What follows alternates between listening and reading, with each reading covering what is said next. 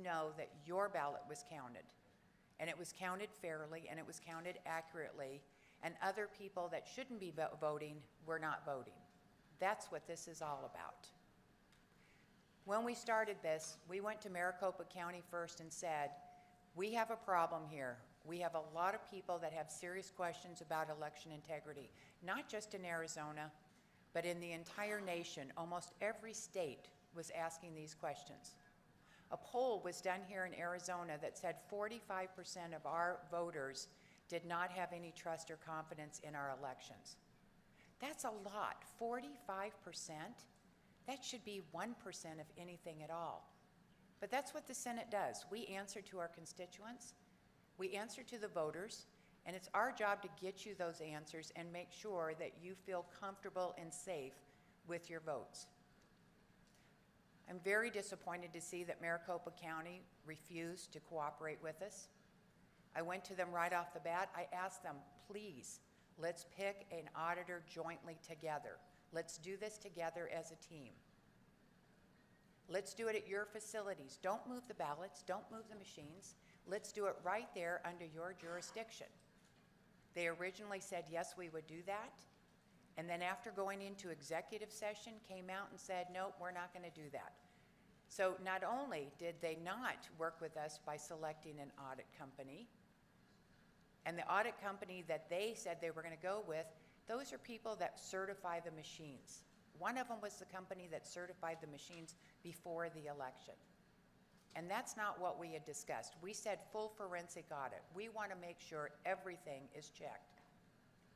So not only did they not cooperate with us, they even went so far as to sue us, to sue the Senate, because they said we had no right in auditing. Well, they're wrong. We do have that right. And we have that right to speak up for our constituents and our people and our voters. And that's what we're doing. So what you are going to hear, as you know, somebody leaked one of the draft reports out over the last 24 or 48 hours. It was a draft report, so I can tell you what was in that is not entirely exactly what's in the final report. But what was also leaked, that was the first thing that was out there that said that, oh, look, the ballot counts were close to what Maricopa County reported. And that is a true statement. That is a true statement. They were close. Now, I find it ironic that our Secretary of State and a few others have called this a sham audit, that you can't trust it, you can't believe it. Well, the interesting fact is truth, numbers are numbers. And we've said that from day one. What you're going to see is exactly what it is, the truth. And those numbers were close, within a few hundred. But what you have not seen and not heard yet, which is what you are going to hear right now, what you have not seen and you have not heard is about the statutes that were broken, how chain of custody was not followed, how we had a number of issues, which is why people question the ballots and the elections. So I ask that you please keep an open mind. I please ask that you listen to this, because the reality of this is what this is all about, is making sure your vote counts. Senator Peterson. Thank you, Madam President. I would join you and welcome everybody here who's here in person, listening, or watching this historic event. This is the first time in the history of our country that an audit of this scale and magnitude has ever been conducted. It's unfortunate that it is an incomplete audit due to the lack of cooperation and the obstruction from the county. However, in spite of that, this is still the most complete audit that has ever been done. The goal here, as the President has said, is election integrity. Our citizens have demanded it. The importance of our society having faith in the election process cannot be overstated. The number she gave of people who had concerns was significant. But even if it was much less, it would still merit this type of an audit to bring reassurance to our citizens. This report should help the Senate understand what has been working, what needs improvement, and whether further investigation by law enforcement should occur. So I look forward to receiving this report with all of you at this time. Thank you, Senator Peterson. With that, we will start with our first presenter. Our first presenter is joining us via Zoom because he lives on the East Coast. His name is Dr. Shiva. He was the one commissioned by the Senate, and that was because we finally got the envelope ballots, or the ballot envelopes, so we could check signatures or lack thereof, and this was his part of the audit. Dr. Shiva, welcome to the Arizona Senate. How are you today? Thank you very much for having me, Honorable President Fan. Thank you very much. And Absolutely. thank you to you also, Senator Peterson. Thank you. The floor is yours. Please proceed. Thank you. Before I start, I have a presentation. This is also accompanied by a report. I just want to make one prefatory remark, and that is, as a follow-up to Senator Peterson, we live in the age of what we call engineering systems, complex systems. Taking an airplane, using an iPhone, self-driving cars. These are highly complex systems, but what are known in the modern world as engineering systems. Our election voting systems are also engineering systems. And I want to thank the leadership of the Senate, the stakeholders, because they've taken a historic step here to bring the same level of engineering systems capabilities to election voting systems. And one of those important attributes is that whether an anomaly is small or large, or insignificant or monumental, it all must be welcomed because from an engineering standpoint, it can only do one thing, which is to enhance the system. So today, as President Fan said, I'm going to be sharing with you a particular area that we looked at, which was looking at the early voting ballot return envelope images. And that's what I'm going to share with you. So let me begin. I'm going to start up the PowerPoint, and I think I need to share the screen here. So let me see if I can share first. There. All right, let me start here. So the title of this talk is Pattern Recognition Classification of Early Voting Ballot Return Dr. Envelope. Shiva, the screen is blank. Oh, it's blank? I'm sharing.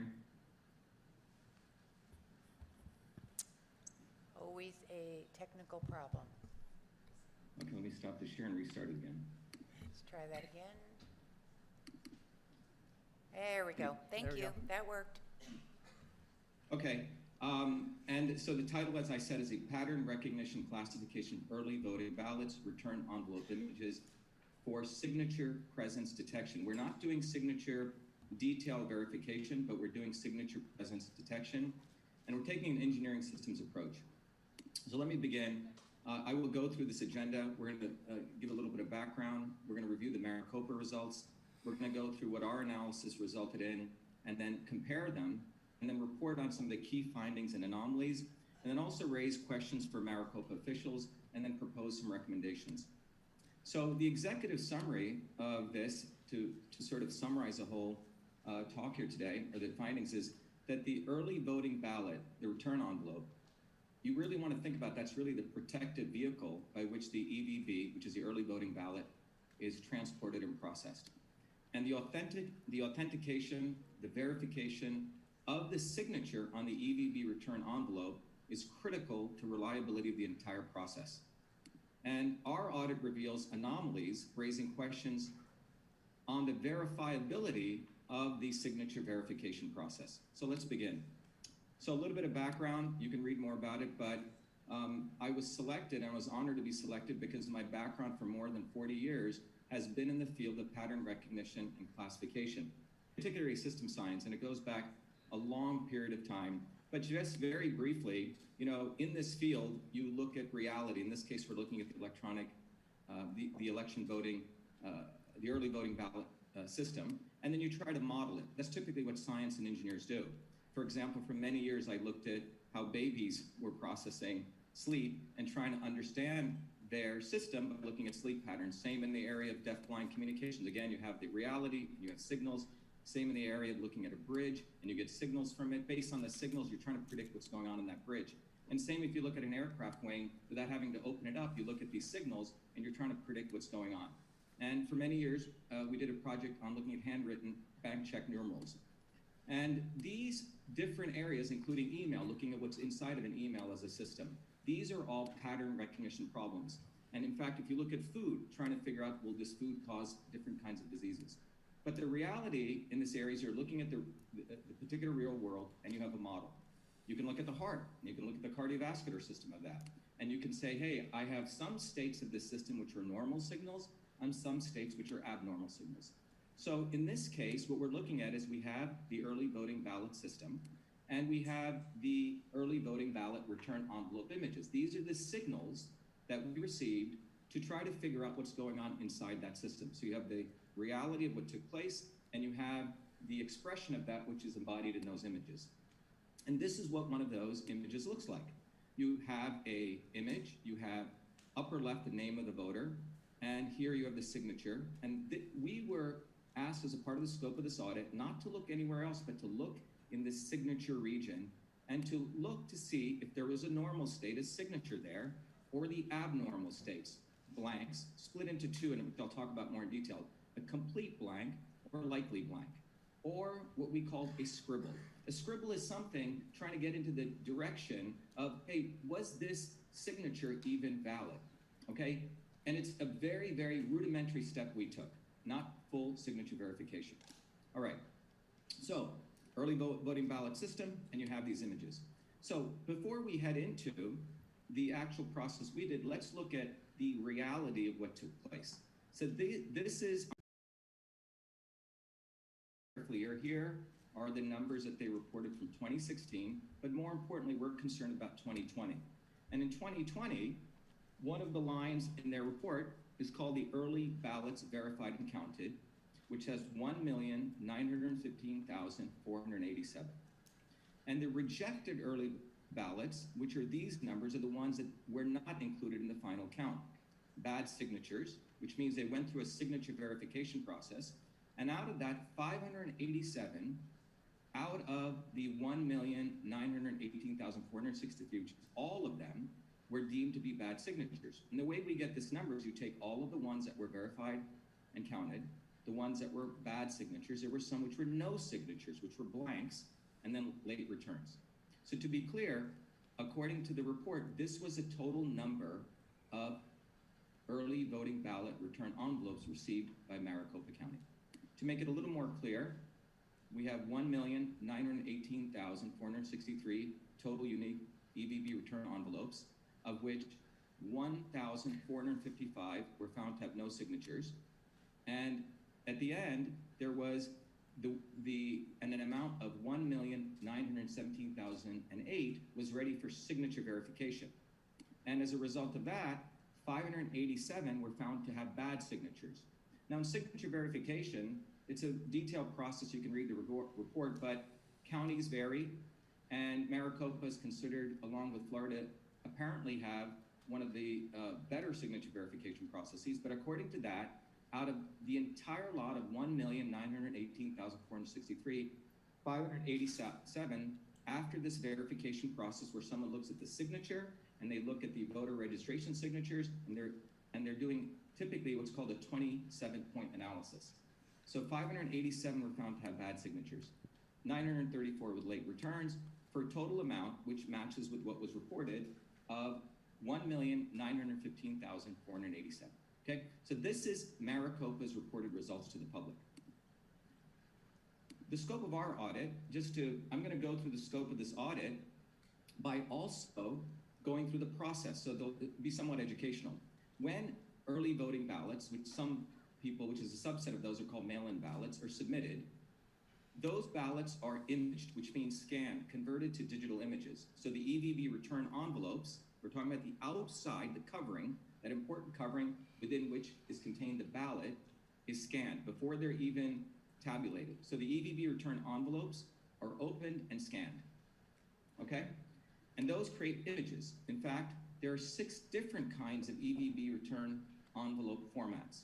Let me walk you through some of them. And here's sort of a little bit closer, but let me walk you through some of them. So this is a majority of them. We've called them the standard image files. This is for our lingua franca. This may not be the standard language, but for the purpose of this presentation. So this is one way that they look. There are also another set called UCAVA image files, and there's 3 different kinds. Here you have the signature here, the date here, the name of the voter here. Another version of that is a little more complicated. It's more of an affidavit. The signature's here, the name of the voter's here, and obviously we redacted stuff for privacy. And a third type of the UCAVA is type C. So you have UIF A, B, and C. All right? Then finally, we have large print image files, LIFs, and these are for people who have trouble seeing. So the instructions, everything are larger. And then finally, you have the Braille format. So again, 6 different image formats that we had to process. Let me walk you through the counts that we got. We got a drive with all of these images on them. The SIFs, which was the first one I showed you, there's 1,919,598, which is about 99.5%. The UIFAs, 8,849.459%. The UIFBs, 277.014%. And if we go to the UIFCs, which are the affidavits, which a small set, which are 0.001%. And then finally, we have the large formats, which are 475.024%, and the Braille, about 29 of them, 0.002%. That added up to all of them. So for the audit, we were provided by the Arizona State Senate 1,929,240. And these were apparently all the EVB return envelopes that Maricopa County got. Okay, what we noticed when we looked at this, which was fascinating, our first interesting, I guess wasn't an anomaly, but something we were a little bit surprised because we thought the duplicates would have been removed, but there were duplicates in here. So we had to remove duplicates. So out of those set, there were duplicates. So these were the duplicates. We found about 16,934 voters who had submitted 16,934 2-copy duplicates, which means each of those voters submitted 2 ballots, okay, 2 return early voting ballot return envelopes.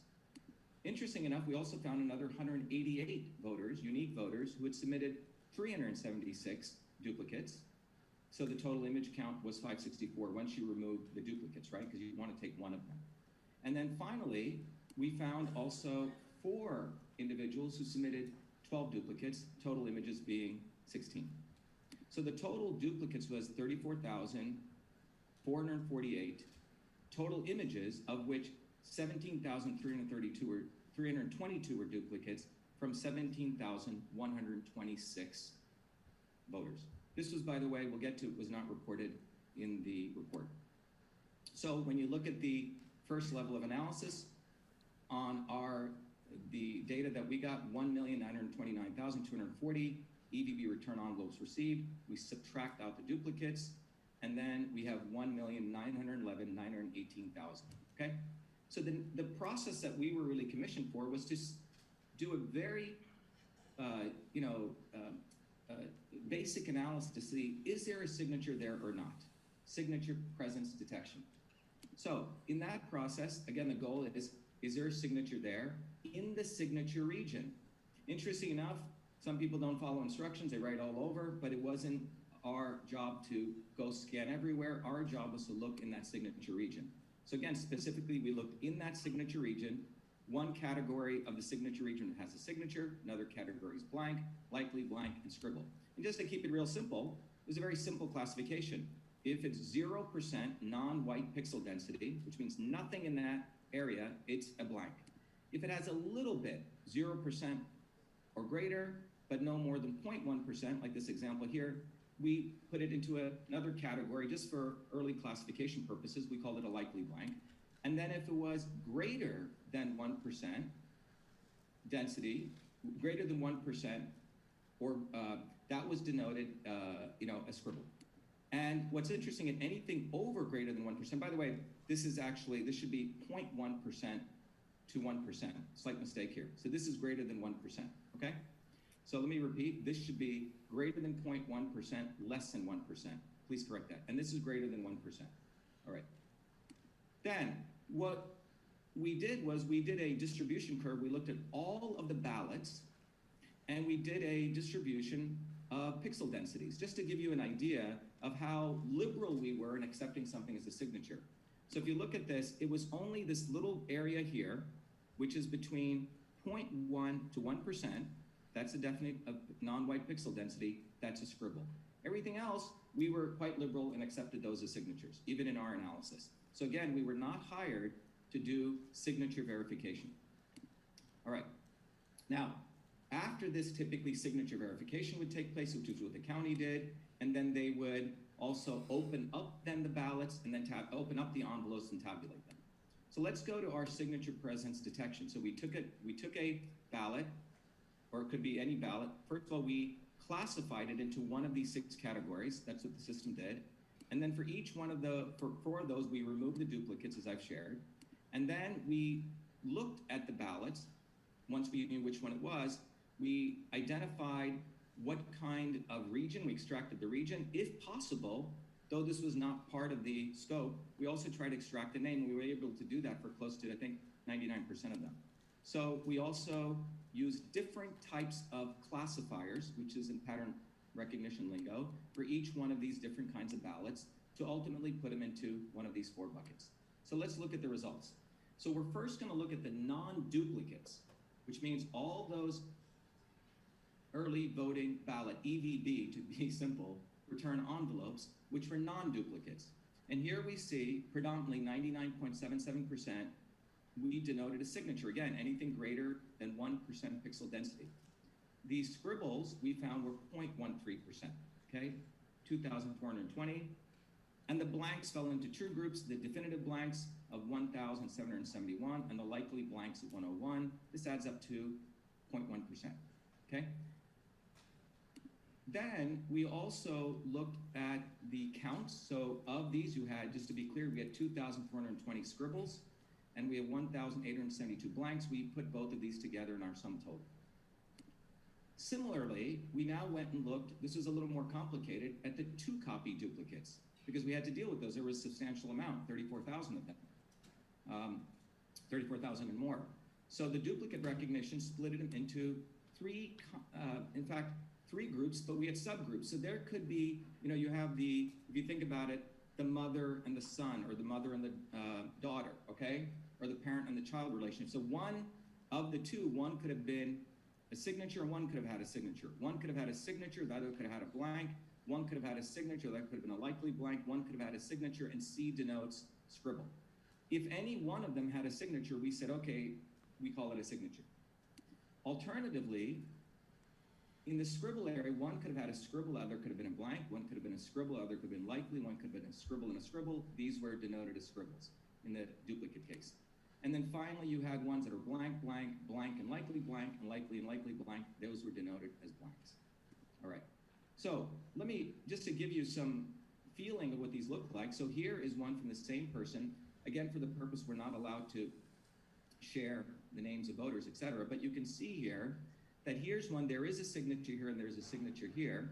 Okay, but they are both the same, so these are both signed. So 2 ballots, both signed.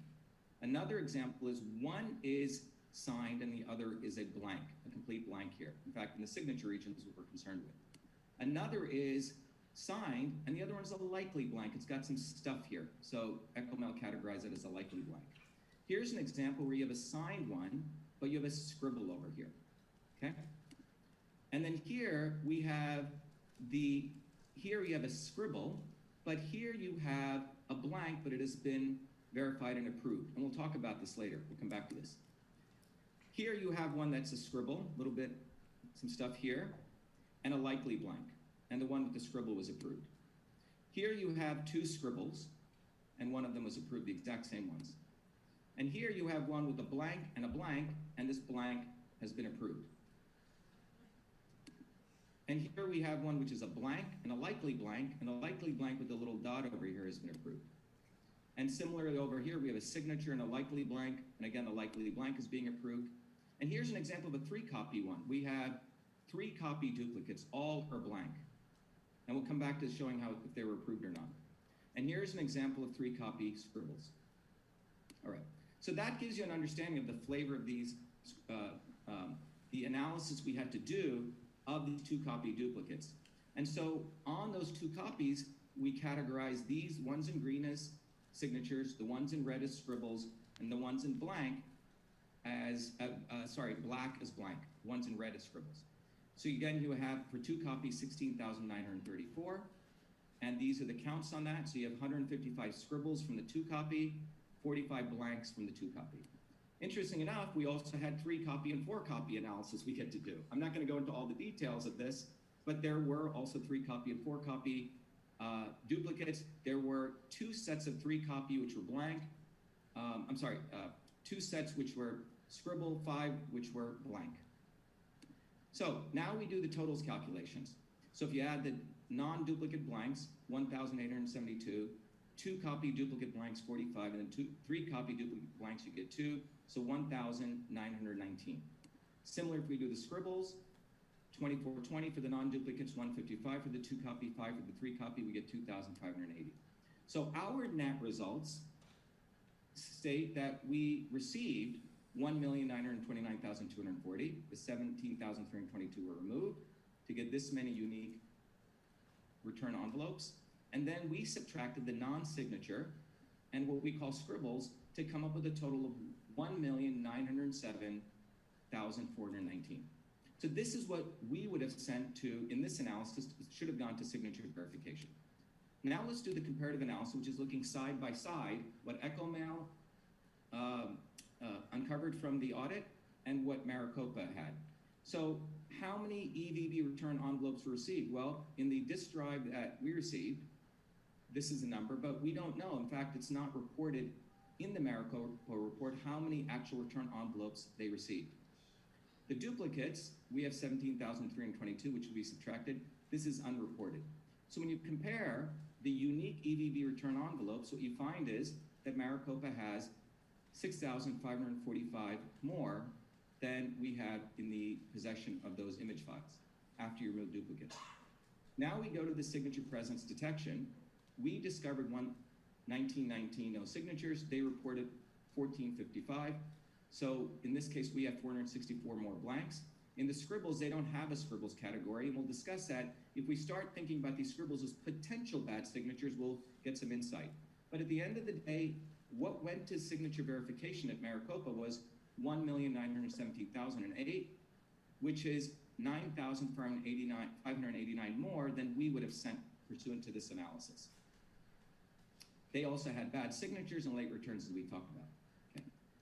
Now, I want to go to the key findings and anomalies. You've seen the process, you've understood the methodology, we've gone through some detail. Let's go to the highlights here. So these are the key findings, and I'm going to go through each one of them. One of the key findings is it's unknown how many EVB return envelopes were originally received by MARICOPA. We had 34,488 duplicates from 17,126 unique voters. It's actually duplicate images. MARICOPA reported no duplicates in the Canvas report. We have 464 more no signatures between blanks than that were identified by us versus MARICOPA. MARICOPA has 6,545 more unique EVB return envelopes. This is what's interesting. If you consider our scribbles, again, a very, very low tolerance in pattern recognition, having done this for over 40 years, you know, we could have used like 36 features. We used one single feature, pixel density. We would love to use more features, but just using that one feature at a very low threshold is key here, we've identified 2,580 scribbles, which would have assumed they're all bad signatures. MARICOPA identified 0.031%, which is what that 587 represents. This actually represents 4 times that. We'll come back to that. Finally, MARICOPA has 9,589 more net EVB envelopes that was submitted to signature verification versus what we have. And what we're also going to see shortly is that we're going to see that we also saw through further analysis a 25% surge of duplicates in the last 6 days between November 4th to the 9th. We also saw some very interesting other anomalies where blanks of duplicates were being stamped, verified, and approved. We also saw stamps of verified and approved in blank signature regions, and I'll share with you those. What's more interesting, I would consider it's potentially a critical anomaly, is that we saw the verified and approved stamps appearing behind the envelopes. And I'll show you this. It's almost as though it was imaged on there, or I don't want to say, Photoshop, but put on there. But it's quite fascinating. I'm sure there's some explanation for this.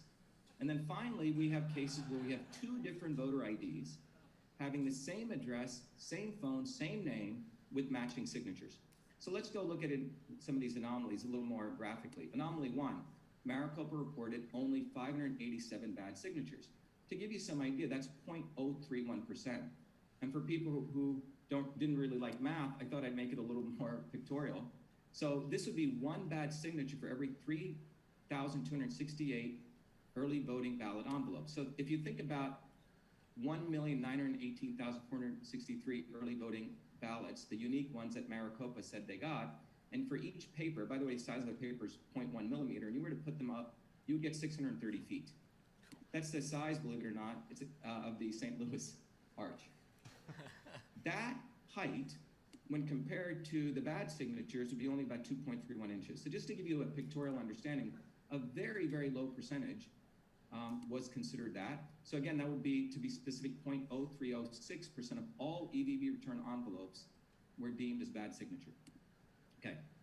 In our case, the anomalies, we discovered 2,580 bad signatures, scribbles. Again, very low tolerance, which is 0.135%. And to give you an idea, just to state it again, we were commissioned to identify the present blanks, scribbles, and signatures, not to perform signature verification. So scribbles alone were considered bad signatures, and EchoMail itself identified 335% more bad signatures than MARICOPA did from its entire signature verification process. Okay, very important point here.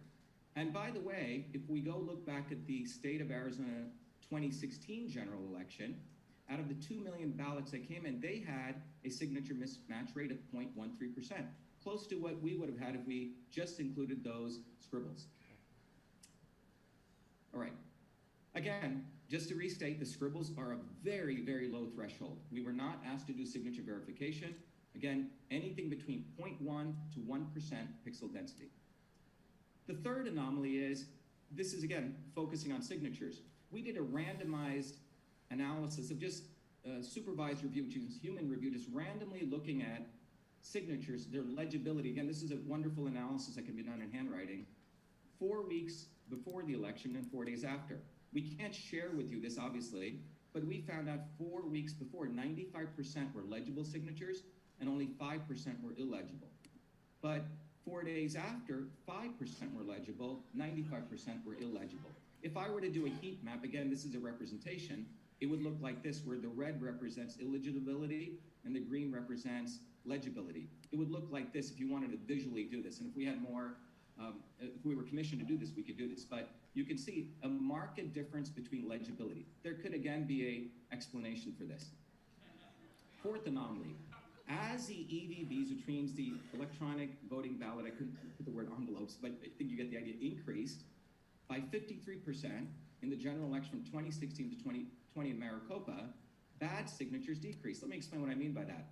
So in 2016, which is, in the previous election to 2020, 1,257,179 return envelopes were submitted. 1,456 were considered to have a mismatch with a rejection rate of 0.116.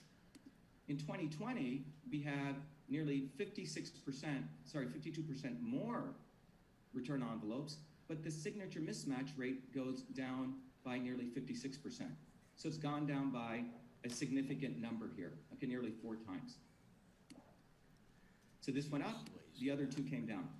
A very interesting inverse relationship, which would be, again, one of the questions we have for Maricopa officials. Anomaly number 5 is there's no mention of duplicates in Maricopa Canvas report. Again, if you look here, here's a Canvas report. There's no mention of duplicates here. In our case, we found 17,126 voters sent in 2 or more ballots as duplicates, as you've seen before. Anomaly 6 is 25% plus or more of the duplicates came in during November 4th to the 9th, essentially on election day and after. So how did we find this? Well, here's a plot. Again, let me walk you through this. On the y-axis is a number of early voting ballot return envelopes, and we're plotting it by date. And again, this is based on the drive we got, which were timestamped by particular days. So it almost looks like an interesting heartbeat here. So on this day, 10/14, nearly 200,000 envelopes came in. On this day, nothing came in. So you get this interesting heartbeat signal. Then what we did was we said, why don't we, on top of this, layer in the blanks, scribbles, and duplicates? Again, since the axis for the EVBs is higher, that's on the right axis. On the left axis, I've done the totals for the scribbles, blanks, and duplicates. What's fascinating is you notice in the early part, things are following the heartbeat, okay? But somewhere along here, particularly on October 26th, this heartbeat starts sort of separating, particularly the saffron line is the duplicates. So you have the duplicates stop matching in many ways this heartbeat. So here everything stops. So what we did was we did further analysis on the blanks, the duplicates, and the EVBRE. And this is what's interesting. So what we're plotting here is the duplicates as a function of the daily percentage of EVBs. So here's a signal, but what you see is you see suddenly this, what you may call a significant growth in percentage. In fact, in several of these days, there's 96% of the ballots that came in on 2 of these days are duplicates. So there was a serious number of duplicates. In fact, the area under this curve is close to 30%, 25 to 30% of the duplicates came in between November 4th to November 9th. And that motivated us to also on the same plot, drop the blanks and the scribbles. And you see the same phenomenon there. Anomaly 7. I'm sorry, I've already gone through that. The next anomaly is we also noted that the EV33 system, which is the system that is the one that contains all the early voting ballots, had 932 voters who submitted duplicates versus the 17,126 that we identified. But what's fascinating is when we matched those 932 voters against our 17,126, only 2,138 voters matched. Let me repeat that again. The EV33, as we understand, we're not experts that this is a system where all the early voting ballots are stored. When that was gone through and found that 9,382 of those were voters who submitted duplicates, clearly this should be a subset of ours because we're supposed to have all the early voting ballots. We found out only 2,113 matched. And let me just walk you through some of these duplicates, where the duplicates are stamped and also approved. So you see the duplicate, and here it's being stamped. Nothing on here, it's being approved. Duplicate 1, duplicate 2, this one is being approved. And again, all of these came in after November 4th. Same here, another duplicate being approved, and a blank. Here's another one, example 3. 2 duplicates, the blank being approved. Same here, 4th example, and there are many others, but these are pure blanks, and they're being approved. In fact, this is a 3-copy duplicates, where 2 are approved. So 1 voter sent in 3 copies, and 2 got approved. Another one is 3-copy duplicates, where 1 is approved. All right, the next anomaly is verified and approved in the blank signature region. So what do I mean by that? So this is blank, but the verified and approved is appearing right in the blank. Again, this is process issues which we'd love to get answers to. So same thing here. Same thing here, the verified and approved is right there. And then finally, this is an interesting anomaly where we have 2 EVBs where people have the same voter ID, same name, address, and phone number with matching signatures with 2 different voter IDs, okay? So had to redact this, but imagine if you could see this, there's a person's name here and address, which is the same as the name and address here. Very similar matching signatures, same phone numbers, but they have 2 different voter IDs. So repeat again, 2 different voter IDs, same name, matching signatures, as if you looked at them visually, same phone numbers. And another example here. Actually, there's 3 examples here. another person here. We call, by the way, there's not a person called John Doe. This is a, just to protect the innocent. And this is Jane Doe, again, matching signatures, same address, same phone number, but 2 different voter IDs. Same here, 2 different voter IDs, same address, same name. We don't have a phone number here, et cetera. So we have 3 examples of that. Then finally, the last anomaly I want to show is where we saw something fascinating is where the verified and approved stamp, and you have to look at this carefully, it's occurring behind the envelope triangle. Let me explain. So if you look at this carefully, this is an image of an envelope. Here is a triangle, which is pointing people to print here. Now, you would think if it was stamped, this stamp should be over this image, but it is actually behind the triangle. All right? And you see it here again, close up here. These are all different ballots which were approved post November 4th predominantly, where the image of the verified and approved is behind this. Now, maybe this is done for a good reason. Maybe it's an imaging technology, but typically you could, if you use Photoshop, you'd have layers, but I don't want to even accuse that, but I just want to say that it is interesting that the verified and approved is behind the envelope here, the envelope triangle. All right. So, again, there's some examples here. So questions. These are the questions we have for MARICOPA officials. One is, did MARICOPA receive any duplicates? Again, I've gone through. We have in our possession 34,448 images representing 17 duplicates from 17,126 unique voters, 2-copy, 3-copy, and 4-copy. The word duplicate does not show up as a keyword in their report, but it would be interesting to know if duplicates exist. The second one, is there a reason that EchoMail has no signatures than reported by MARICOPA? Is it because we solely analyze only the signature region? And if not, why? The next question is, why did EchoMail detect more scribbles in MARICOPA's reporting of bad signatures? Again, this comes to the point which I probably emphasized enough here, but if our scribbles at that less than 1%, 0.1 to 1% pixel density were considered bad signatures, that is significantly more, 3 to 4 times more than the MARICOPA's 587 bad signatures. And the other questions are the date stamps and the directories that we have, the date on which the EVB return envelopes were received by MARICOPA officials. We have assumed that when we did our time temporal charts.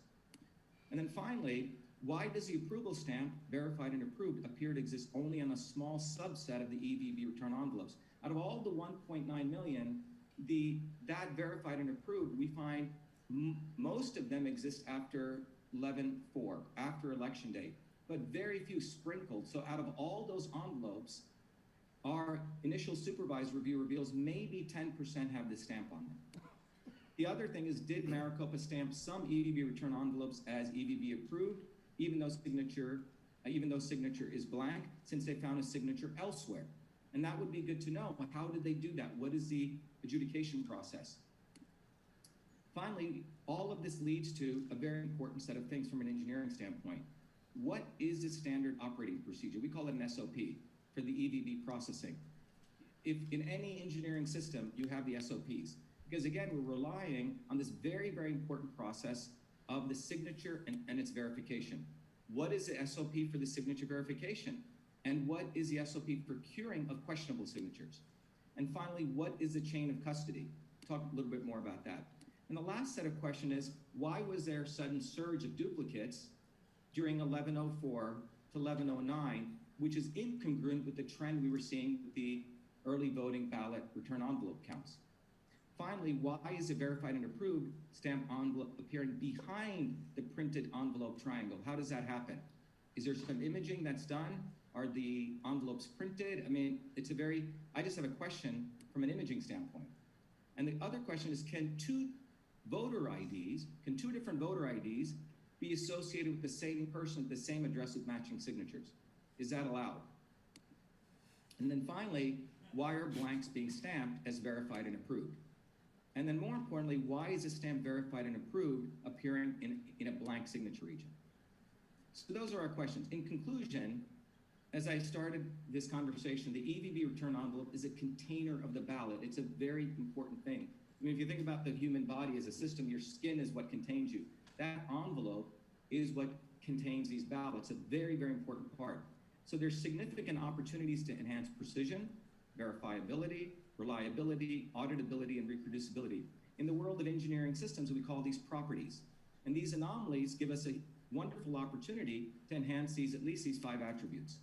So we believe what needs to happen is that our conclusion is a signature verification process, no pun intended, is unverifiable. Okay, we can't really verify this process.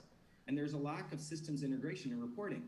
Example, the EV33s, which should have all the early voting ballots, just on the duplicate issue, we haven't had time to do a full systems integration. That wasn't the scope. But even on the ballots, we have far more duplicates than what are even in the system. And currently, to us, because we haven't been able to get access to the standard operating procedures, that is opaque and non-transparent. So the future research we believe that is absolutely necessary is we need to do full signature verification audit, which means do the full 27-point analysis.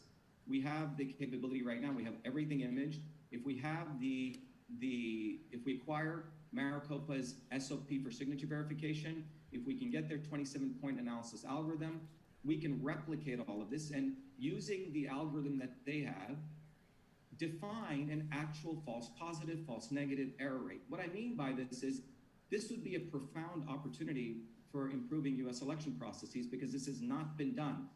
You read literature on the left or the right, everyone complains that the signature verification process has significant issues. We have an opportunity right now with this data and the opportunity here to do a 27-point analysis and really come up with an actual rate, which would give us a scientific metric of the confidence value of the entire EVB system. And finally, we need to review the chain of custody. Today, what happens is when a signature is, there's questionable signature, people call the person, they contact them, and then they have some conversation, which is then verified. Where are those conversation records? Are those tickets stored anywhere? And do we have access to that? That's it. Thank you, everyone. Thank you very much. I'll take questions if there are any. Dr. Shiva, just before you get off here, I think it's really important that we know your credentials. You kind of just breezed through that slide. Can you go back to that real quick and just go over your credentials for everybody, so we that's important for us as we're reading your report. Sure.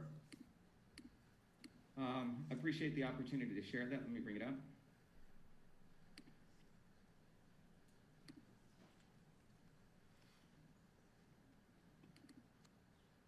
So let me just give you a little bit of my background. I have 4 degrees from MIT, a PhD in biological engineering and what's called computational systems biology, which is all about doing computation, recognizing patterns.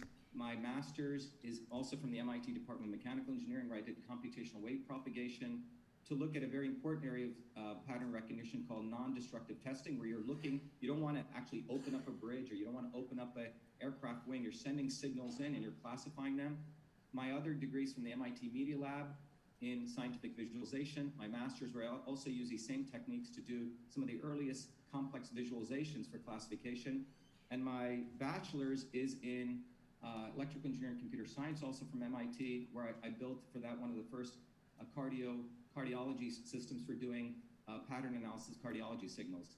But beyond that, my focus for 40 plus years has been in this field of pattern recognition and classification in biology and medicine, engineering, aeronautics, civil, electrical, banking, and finance, military, across a range of areas, handwriting recognition on bank checks, email analysis. In fact, as a graduate student, I was the only graduate student asked to participate. I won the White House competition for automatically categorizing the White House's email. This is 1993, when email was becoming a consumer application, prior to when it was a business application of the email that I created back in 1978. In 1993 was when email actually became a consumer application. The Clinton White House was getting tons of email. They wanted to automatically analyze it. I ended up winning that, left MIT, took a 10-year hiatus, and built EchoMail for pattern analysis recognition of emails. Did a lot of work for many years as an undergraduate, helping deaf-blind analysis of signature pattern analysis there. Currently, I work in a company called Cytosolve, where we're looking at analysis of signals, biomarker signals, to figure out the right combinations of medicines. That company actually got a multi-combination therapy allowed by the FDA for pancreatic cancer. I've written a number of patents, books. Anyone wants to go to vashiva.com and you can look at my biography over there. I've published in the leading journals in the world. Nature Neuroscience is one of the eminent journals in the world. Cell Biophysical Journal, IEEE. These are high impact peer reviewed journals. The US Copyright Office delivered me the first copyright for the invention of email. I'm a Fulbright scholar, a Lemelson MIT finalist. I won one of the earliest Westinghouse Science Honors Award. I was a nominee for the National Medal of Technology and Innovation. And I've been invited to give distinguished lectures at the National Science Foundation, NIH, FDA. In fact, in November 19, I delivered the prestige lecture on the immune system, an invited lecture at the NSF where we discussed the immune system. And several years ago, MIT had me deliver their Presidential Fellows Lecture. Thank you for sharing that. You've raised a lot of very important questions for us to get answers to. Thank you, Dr. Shiva. Your report was extremely insightful, and considering the fact that we only got the envelopes just a few short weeks ago, we appreciate you dropping everything, all of your other responsibilities, and jumped on this right away so that this could be accomplished by today's hearing date. So we appreciate that very, very much. Yeah, thank you, Senator Fran. I also want to thank Doug Applegate and Phil Evans, two of my colleagues at EchoMail and the EchoMail team, in particular all the stakeholders. And again, I want to thank the courage of the leadership of the Arizona State Senate